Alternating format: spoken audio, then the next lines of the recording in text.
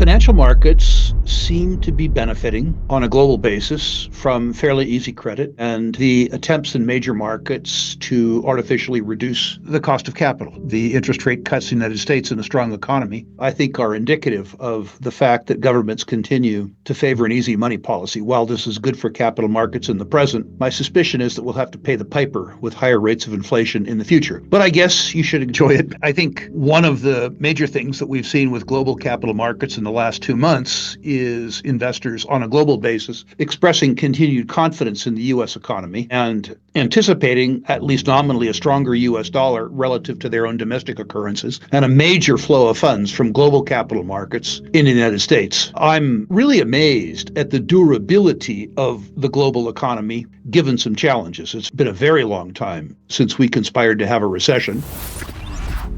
But I'm relieved that we've gone so long without a major economic disruption. I'm interested, too, that conflict in Ukraine and the conflict in the Middle East, a spate of Islamicist coups in Africa, haven't constrained investment demand and investment flows more than they have. I'm delighted, in fact, that there seems to be enough confidence in the world that despite some fairly obvious challenges, life goes on and people continue to prosper. That being said, I'm more cautious with my own money than I have been in recent past, and I've been fairly cautious. My final comment probably relates to investor psychology, which is to say that there seems to be a concentration of capital in the biggest momentum names, things like the US dollar, the largest and most liquid currency in the world, things like 10 or 12 stocks that dominate US capital markets. I'm not sure that this continued strength but reduced breadth is healthy, but nobody asked me anyway, so I just observe it and report on it. The observation has been that 6 months ago or 7 months ago, I had been very eager to redeploy the proceeds that I enjoyed from the sale of a developed real estate portfolio. I wanted to deploy the capital because I was concerned about making 4% on money where I believed that the purchasing power of that money was declining by 7.5%. I've become less frantic about deploying that cash, partly because I've been successful in deploying some of it in prime rate linked loans rather than having it on deposit with banks or, heaven forbid, in long-term debt, including U.S. debt. But I'm much more comfortable maintaining more liquidity than I used to. Perhaps I take comfort in the fact that the best capital allocator I've ever seen, Warren Buffett, seems to be doing precisely the right thing. He tells us it's not a strategy. He tells us that it is a tactic, given the fact that he can't find very many good things to invest in. I wonder if, in this case, tactic and strategy isn't the same.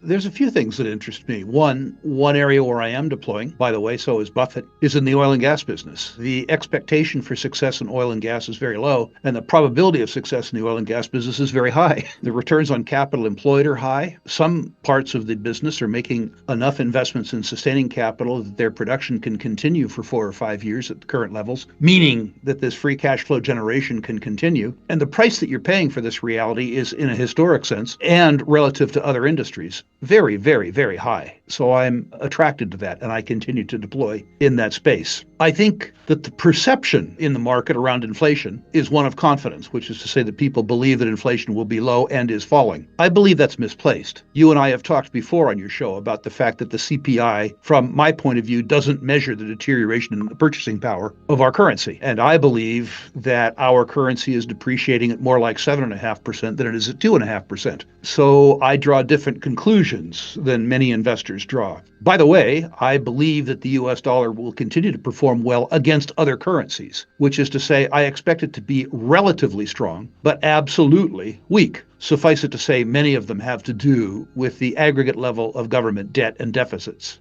The long end of the yield curve is defying the Fed, which means that savers have a different expectation of inflation than the political class does. The second thing that's happening is that the delta between the energy industry's cost of capital and the rest of the economy's cost of capital is changing. Oil and gas is still an out-of-favor industry, so insurance rates are going up, interest rates, particularly for non-investment grade issuers, but also prime rate issuers, is going up and availability is declining. And the equity cost of capital is going up. The discrepancy between the enterprise value of energy producers and the net present value of their cash flows at current commodity prices is at historic lows. So their equity cost of capital is the highest it's been in 50 years relative to the oil price, at the same time that debt is both less available and more expensive. And that will be a challenge to the industry. For me personally, as an investor, a lender to the energy business, a supplier of insurance to the energy business, and an equity investor in the energy business, the fact that their cost of capital is at an all-time relative high is attractive to me. But I can understand from a societal point of view how energy consumers wouldn't like that. Not so much in the US, but globally, the International Energy Agency suggests that the oil and gas business worldwide, including parastatal firms, is deferring about $1 billion a day in sustaining capital investments. You can do that for a little while, but this is a capital-intensive business. No capital, no business. You can see the long-term impact of that policy in places like Venezuela and Mexico, where the national oil companies have been piggy banks for politically expedient domestic spending programs, and where their ability to produce is as much as 75% reduced over 20 years, despite very large latent reserves.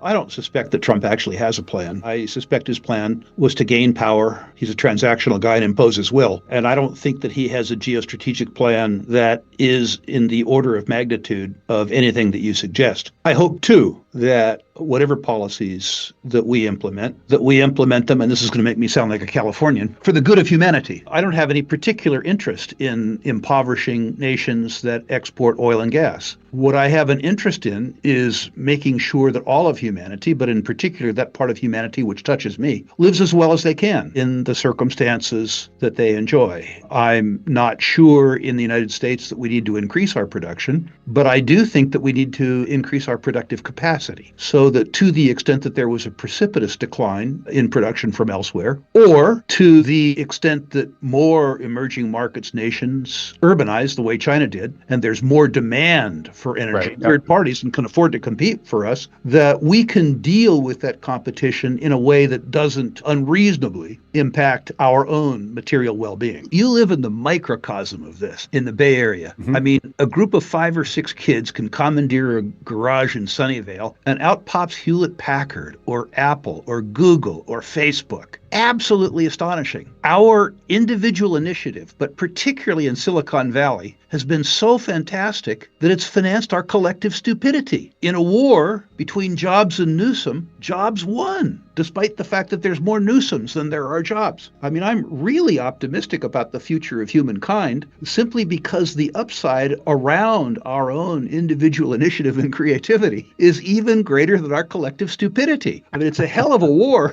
but thus far we're winning. Gold itself for savers. I regard gold as insurance. I just believe that everybody should own physical gold. The dichotomy between, like oil and gas, the enterprise value of the best gold producers and the gold price is at historic lows. If the gold price continues to do what I think it will do, which is to say go up, the gold producers will enjoy a catch-up. So investors need to be in the space. The biggest moves, of course, will be in the alpha part, the speculation. That's not suitable for everybody. That's only suitable for people who can stomach volatility, accept real risk, and do a lot of work. But I think that gold as a sector is unique in that it warrants a lot of attention for savers, for investors, and for speculators, which are 3 different classes of human being. And it's a thesis that when it plays out, generates spectacular benefits. I'm not one of those who suggests that you buy gold because it might go from $2,700 to $3,000. I'm one who suggests that you buy gold because I remember the decade of the 70s or the decade 2000 to 2010. In the first instance, the gold price went up 30-fold. In the second instance, the price of gold only went up 7-fold, which is to say, I don't buy it because I think I might enjoy a 15% move. I buy it because I'm afraid of a 3 or 4-fold move. In the investment side of the business, I buy it because investment quality gold stocks, they are historically cheap. And if I'm right about the gold price, I'm really, really right about the senior producers. I think relative to the gold price, on an enterprise value to net asset value basis, which is the right way to view it, or on a price earnings or price EBIT basis that the gold stocks relative to current gold prices are the cheapest I've ever seen. And the high quality speculative stocks, I'm talking about 10% of the speculative stocks, they're even cheaper. That isn't an arena to go into if you can't take volatility risk and do work. But I think it's one to consider at any rate. I don't believe the inflation statistics that we're fed. Anybody who's listening to this, all they need to do is think about the increase in rent, in home mortgages, in car pricing, in health insurance, in gasoline, in groceries, in the period 2020 to 2024. And the idea that the purchasing power of your currency is declining at 2.5% a year is ludicrous. It's just astonishing to me. And if you look at the on and off balance sheet liabilities of the US government and their ability to do anything about that other than inflate away the net present value of their obligations, I think the chance of that is nil. If you look at those two circumstances and you still own long-term US treasuries in favor of gold, it's because you flunked arithmetic in school.